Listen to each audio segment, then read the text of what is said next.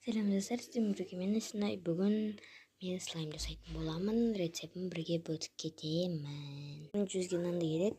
Бізде бұл не кішкентай, не парта, білмеймін әйтеуір бір нәрсе. Осымен қазір жасайтын боламыз слайм. Осындай столға бір қойып қоямыз. Осындай бір шампунь мен тіс пастасы керек. Біз бірінші шампуньді қосып аламыз. Бұны тақтайға қосамыз. Бүйтіп кішкене ғана ма, білмеймін әйтеуір. Өзім немен жасайын деп жатырмын, миыммен. Ана не, мен тиктоктан қарап ұстағанмын ғой. Содан шықпай қала береді. Короче, бүйтіп мынандайға қосып аласыздар. Осындай тіс пастасын қосамыз.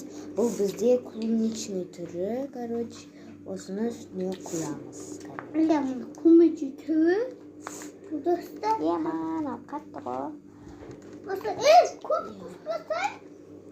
Короче, осылай қостық. Мынандай қосасыздар. Қазір енді бүйтіп, бұны қасықпен емес, қолмен ба араластырасың. Қолмен енді анай жіңішке таяқпен араластырасың. Мен қолмен араластырамын. Қолмен кезде тез шығады дейді. Короче, көреміз қазір. Короче, мені араластырып отырмыз. Өстіп қолмен ба, таяқпен ба сендер сіздер араластырыңыздар.